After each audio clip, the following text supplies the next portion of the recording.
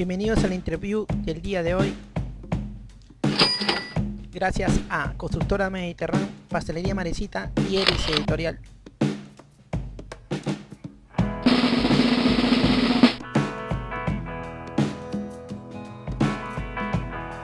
El día de hoy el escritor Indran Amirlayan, escritor, diplomático, Sri Lanka, americano, amante de la poesía, conocedor de culturas, ciudadano de Estados Unidos y autor entre ellos de los libros La pelota de pulpo y Paolo 9.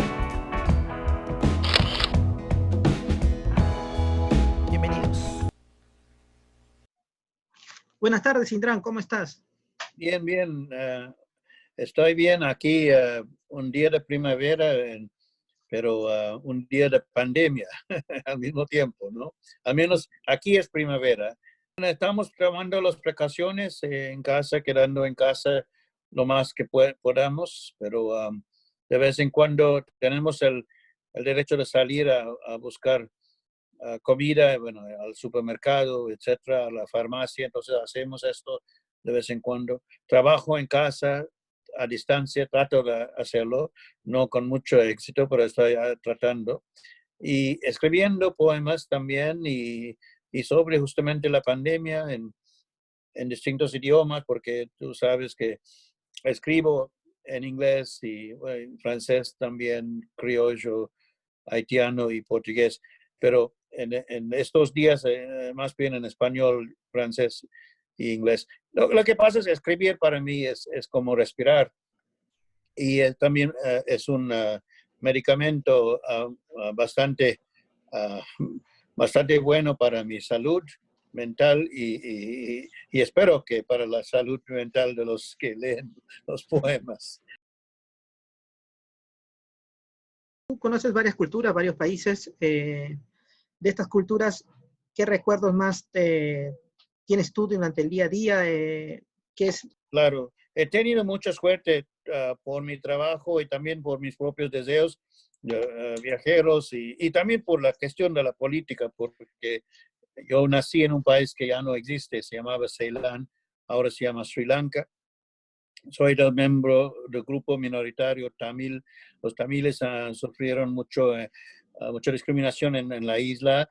Finalmente llegó a punto de una guerra civil que duró muchísimos años, casi 26 años, y mucha migración a raíz de la guerra, muchos en el exiliado entre los tamiles y también los singaleses, el pueblo mayoritario.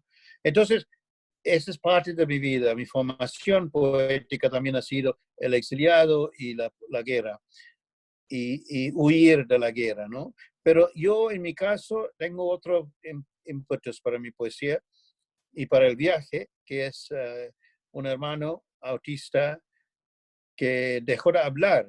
Era lo más brillante de los niños y dejó de hablar después de una enfermedad, meningitis, y mis papás buscaban tratamiento para él y no encontraban eso donde vivíamos en Ceilán, en Colombo, y encontró una manera de ir al extranjero. Mi papá encontró un puesto diplomático, de hecho, en Londres para Ceilán, ahora Sri Lanka, y nos llegamos la familia llegó a Londres. Y bueno, los tamiles, mi papá en 1958, 2 años antes de mi nacimiento, casi perdió la vida en unos disturbios contra los tamiles en la isla. Y sus amigos, sus colegas singaleses lo ayudaron a escapar el muchedumbre. Y entonces, en uno de mis poemas, en un libro en inglés que se llama Uncivil War, la guerra incivil, cuento esta historia. Si mi papá no hubiera escapado, no hubiera estado aquí para escribir o contar esta historia, ¿no? Entonces, poesía para mí es algo muy personal y viene del viaje a raíz de la política, a raíz de la situación familiar, ¿no? Y esos viajes me han llevado a muchos países para vivir primero en Londres por 6 años, después llegamos a Estados Unidos, a Hawái, a otra isla. Siempre he vivido en islas. Me encantan las islas, Ceilán, Inglaterra, las islas hawaianas. Y entonces llegué a Hawái, 14 años, empecé a la escuela de repente con chicas que nunca había estudiado con chicas antes. Y entonces era un chico bastante tímido y humilde y no sabía qué hacer. Pero bueno, entonces encontré en la poesía una solución a esa soledad, ¿no? Es justamente. Entonces, cuando una chica, un compañero de clase, toma mi mano, no sabía cómo responder y entonces uh, empecé a escribir. Y después, bueno, a la universidad salí no a una isla, pero a otro tipo de isla, a una universidad. Y después a Nueva York para ser poeta, porque tenía esa idea romántica de llegar a la gran ciudad, en este caso Nueva York, para pues, seguir la vida del poeta, la carrera del poeta.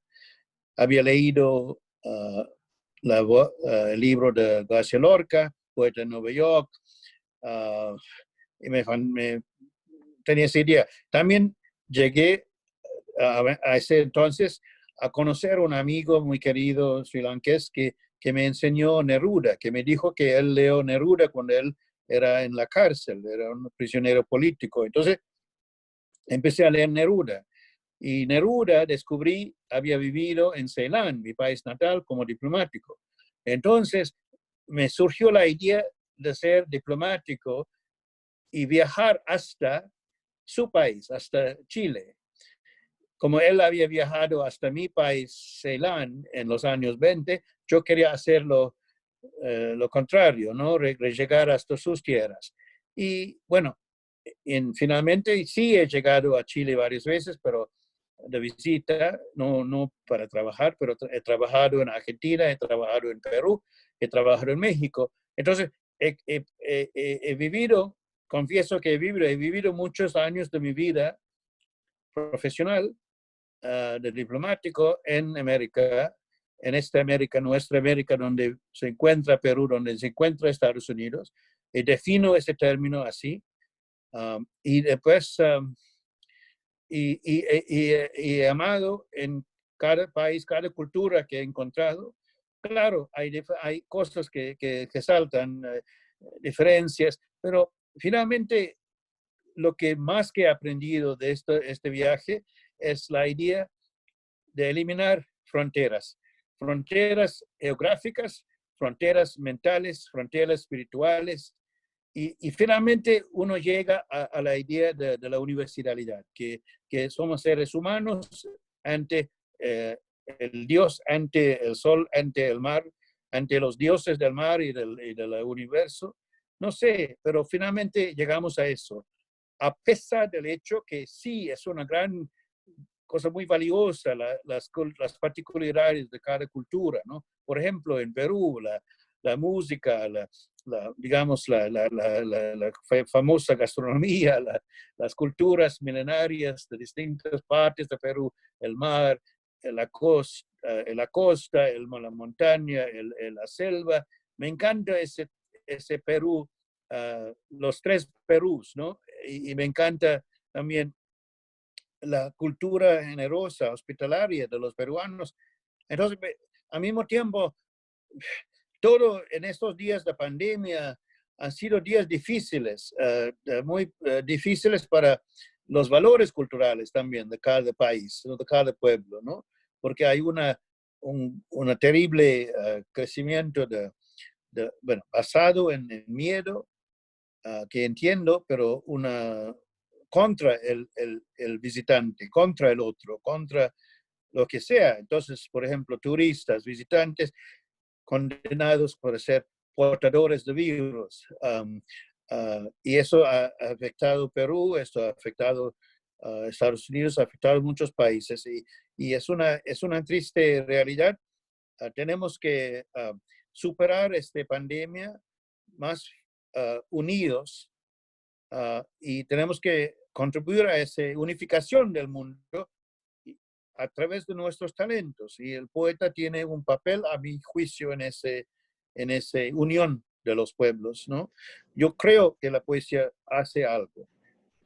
contra la idea de Auden, que poesía no hace nada. Mayores siempre dicen que un poeta no es la persona que escribe, sino que vive de la poesía, y me refiero a que está años metido, ¿no? Como Benedetti, que no sé cuántos libros de poesía escribió, creo que 56 libros, algo así, e inéditos, por supuesto tiene varios. Todo lo que conflictúa alrededor tuyo te lleva a la poesía, o cómo tú eliges los temas. Sí, es una cuestión muy difícil para mí porque sí, tengo una tendencia a aceptar todo como influencia, como motivo para la poesía. Todas las experiencias, todos los quehaceres, todas las cosas cotidianas de la vida, del aseo hasta la cocina, hasta cómo resolver un dilema emocional, un dilema espiritual, una crisis. Todo es tema para la poesía.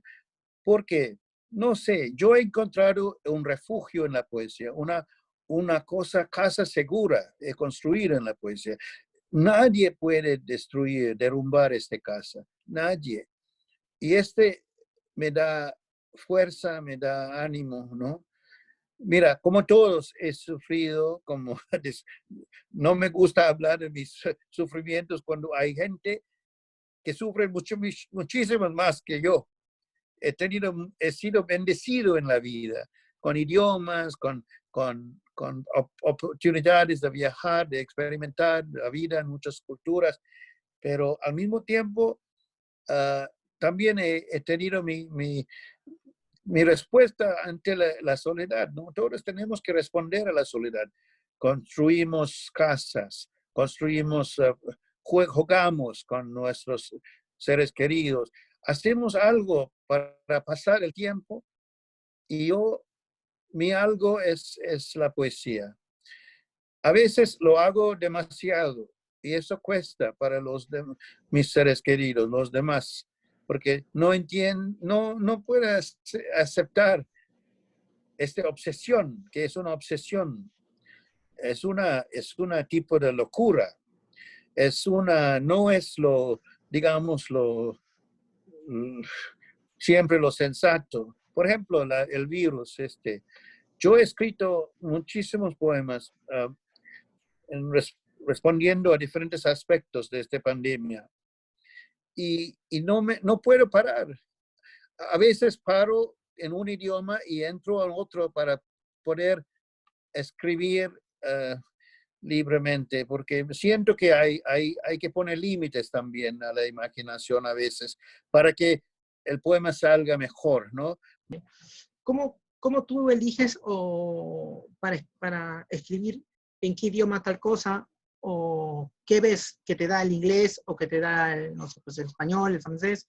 ¿Qué cosas te dan esas lenguas como diferentes para abordar un poema en escritura? Sí, pero al principio, cuando llegué de nuevo a Estados Unidos en octubre de 2017, llegué esencialmente para vivir, porque no he trabajado al extranjero desde entonces por razones familiares. Entonces, aquí estoy en un país donde inglés es el idioma principal, pero también está en español como el segundo idioma, y también hay migrantes de todo el mundo aquí. Entonces, a pesar de la tendencia la pereza de escribir solamente en inglés o de responder al mundo solamente en inglés, tengo ese deseo de mantener mis lazos con el mundo, ¿no? Como esta conversación en español contigo. Yo no quiero llegar a un punto de olvidar el amor que es recibido y el amor que he dado, que cruza fronteras lingüísticas. Yo he batallado un poco en español, por ejemplo. Por lo general, los que me escuchan, me leen, me aprecian, me aceptan. muy de vez en cuando hay alguien que dice, ¿por qué escribes en español? Este no es tu idioma. O cuestionas esa elección. Y yo respondo, no puedes cuestionarme. Yo soy un hombre libre. Yo soy un hombre con un espíritu libre. Y yo pertenezco a Perú, igual que tú. Digamos, ¿por qué? Porque Perú no es la propiedad de nadie. Perú es un concepto, es una cultura, es una manera de vivir. Y esta cultura donde está manifestado, por ejemplo, en Perú, yo acepto, yo trabajo en eso. No digo que es la cultura perfecta, no hay una cultura perfecta, no hay una sociedad perfecta. Hay muchas cosas muy malas en cada sociedad, ¿ok? De esta tierra. Pero el poeta puede apreciar lo bueno, celebrarlo y también trabajar contra lo malo. Trabajar en sentido político. En ese sentido soy un poeta activista, pienso yo, o me han dicho. Tenemos muchos poetas y escritores en el mundo que han tomado riesgos, esos riesgos y han perdido sus vidas o han sido encarcelados. Pero finalmente somos un gremio, digamos, todos los poetas del mundo, aún los conservadores, pertenecen a este gremio. Y así, la regla principal del gremio es la libre expresión de la imaginación.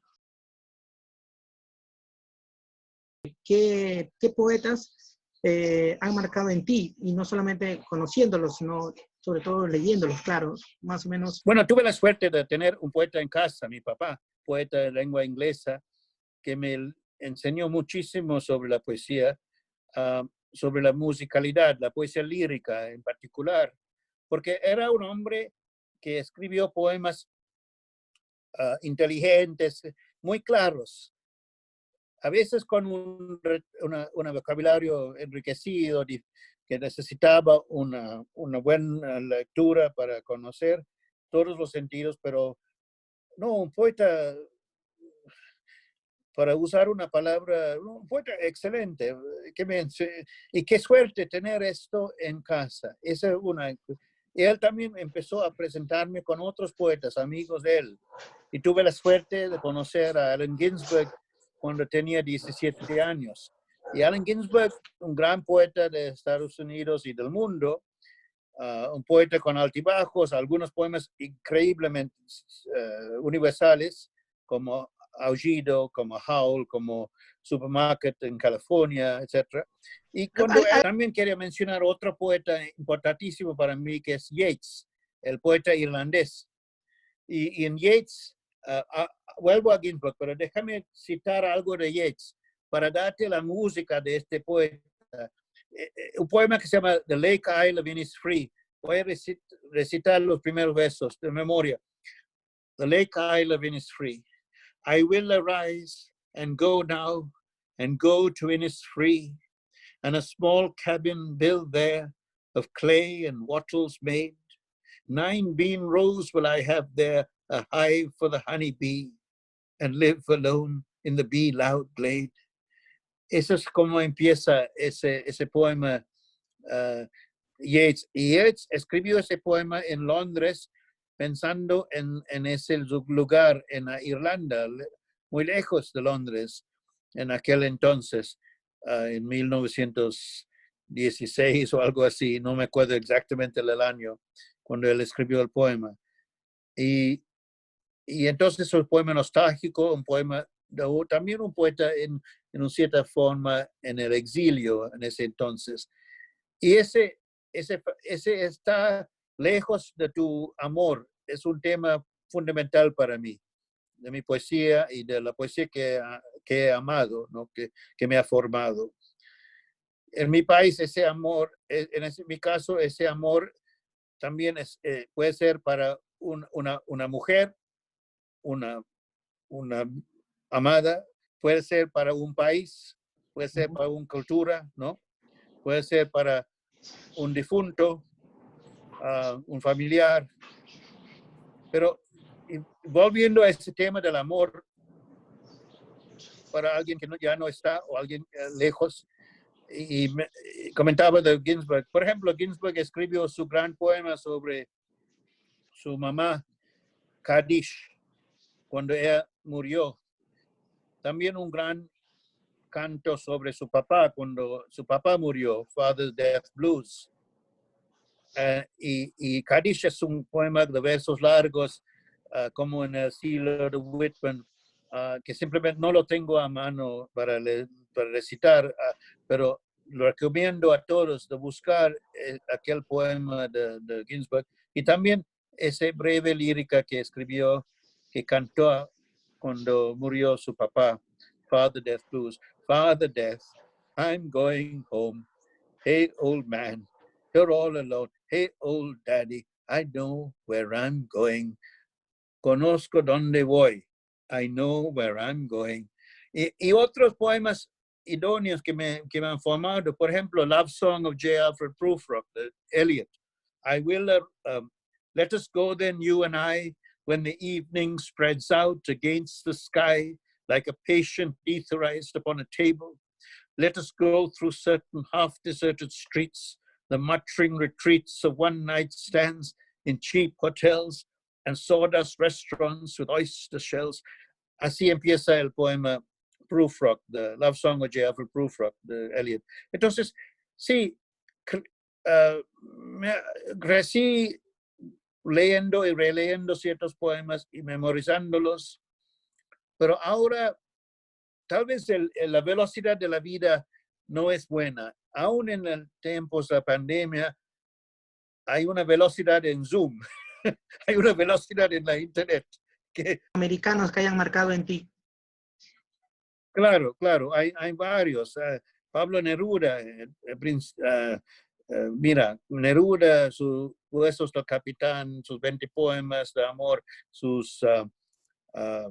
el libro de preguntas, su poemario Extravagaria.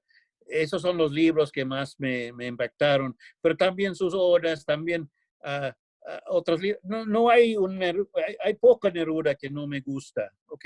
Hay algunos poemas, sí, fáciles, jerga, no sé, pero por lo general casi todos los 3,000 páginas me gustan de Neruda. Otros poetas, Octavio Paz, por ejemplo, especialmente sus ensayos, me he aprendido mucho leyendo sus ensayos y algunos poemas. Rosario Castellanos, la poeta mexicana, me encanta todo lo que escribió. También fue diplomática Rosario Castellanos. En Perú hay varios poetas, grandes poetas, pero Blanca Varela, está Cisneros, está maravilloso poeta que acaba de morir, Corcuera, sí. Yo fui a verlo en su casa y él tenía un letrero en la puerta que dice, aquí vive un poeta, ¿no? Y un maravilloso hombre. Claro, estás tú escribiendo poemas, mi querido Jorge, está Renato Sandoval, hay todos los poetas vivos que me interesan. Entonces, buena experiencia en Perú con la poesía. Buena experiencia, te digo, he tenido en Haití, con los poetas, en cada sociedad, en Costa de Marfil, he vivido en la India brevemente. Entonces, tenemos esa gran riqueza entre los poetas. Hay buenos poetas en cada sociedad, pero en algunos países favorecen mejor la producción de la poesía, que otros. Hay políticas mejores, más, por ejemplo, al menos en el pasado, la política mexicana a favor de la producción literaria ha sido un buen modelo. Un poeta que crece en México puede publicar un primer libro no con tantas dificultades, digamos, no es tan fácil, tan complicado el camino que en otros lugares, pero bueno, eso depende. Hay apoyos estatales, hay apoyos federales. También en Estados Unidos hay apoyo para sus poetas, pero relativamente pocos en comparación. Lo que pasa es que hay que pensar, si la poesía es una cosa necesaria, si la poesía es una profesión que debe ser protegido, como se protegen las policías, o que se protegen los bomberos, o que se protegen los médicos. No sé, si uno piensa que la poesía es vital para la salud mental de la sociedad, hay que también darle a comer a los poetas, ¿no? Y políticas públicas que apoyan su producción. Cuando digo poeta, también pienso en músicos, pienso en artistas, pintores, pienso en dramaturgos, pienso en novelistas, aunque tradicionalmente los novelistas han tenido más éxito económico que los poetas, pero no importa, no es el momento de quejarse. Una vez Allen Ginsberg me retó porque estuvimos juntos en una manifestación fuera del consulado de Sudáfrica en Nueva York, y él me dijo que escribe un poema así en la calle, en mi lengua, enfrente de él, y tuve, no sé, no pude, tuve miedo, no sé, gran poeta, famosísimo, pidiendo eso, y entonces me dio vergüenza. Sri Lanka, isla resplandeciente, Neruda, poeta, compadre, pionero de la poesía diplomática. Siempre he vivido en islas. Llevo las islas conmigo, las llevaré hasta la tumba y hasta el cielo. 3 países, 3 culturas, Perú, amigos entrañables, Perú, gastronomías siempre de la primera categoría. Los 5 idiomas, me gustaría aprender más. Entiendo que no me da tiempo. Padre nuestro, que nos ayuda a caminar, que nos ayuda a escribir, que nos ayuda a un muerto a guiar. Y cuando digo padre, también digo madre. Madre nuestro, que nos ayuda a caminar. Madre nuestra, que nos ayuda a escribir. Madre nuestra, que nos inspira en el camino. De En Busca de Posada, un libro que presenté en la FIL de Lima el año pasado. De Fortunato y Luzmila y de sus hijos viene la pescadería El Tiburón, que me alimenta de la recolecta del mar peruano y de su corriente de Humboldt, que me regala cabezas de sobra y el yuyo, donde los fortunatos desligan la piel de la carne con cuchillos afilados y un amor desbordante, que me llaman casero y me saludan también por haberme visto en la televisión, y yo a ellos porque bromean conmigo en quechua y me aceptan como otro migrante exótico, el extranjero dado la túnica del hogareño. Bienvenido a Perú, donde los taxistas y los pequeños comerciantes y la mujer que trae carnero y miel de Huancayo también merecen su poema. Estamos todos unidos en el mercado un sábado por la mañana, el bonito, el ojo de uva, el cordero, la quinoa, los granos de maíz, el gatito que pasa por los pies, la vendedora de juguetes, sus cejas dobladas, con sus gestos humildes, atenta siempre a los sueños de la niña, Lola, mi cómplice en el mercado, y María, su nana, que insiste en cortes sin nervios cuando prepara la comida en casa, con buena carne, amor serrano, costero, de la selva, de todo Perú, valores comunes y fuertes, de buen trato, de amar al vecino. Quisiera decirte que hemos tenido una gran entrevista con un escritor que para mí es un escritor peruano, que lo eres, muy aparte de que hayas nacido en otro país, vivas en otros países, pero para nosotros tu poesía y lo que escribes del Perú nos representa y creo que nos sentimos muy orgullosos de ti y bueno, yo me siento orgulloso de ser tu amigo en primer lugar. Gracias y déjanos con otro poema para acabar. Muchísimas gracias, Jorge. Tus palabras me conmueven mucho.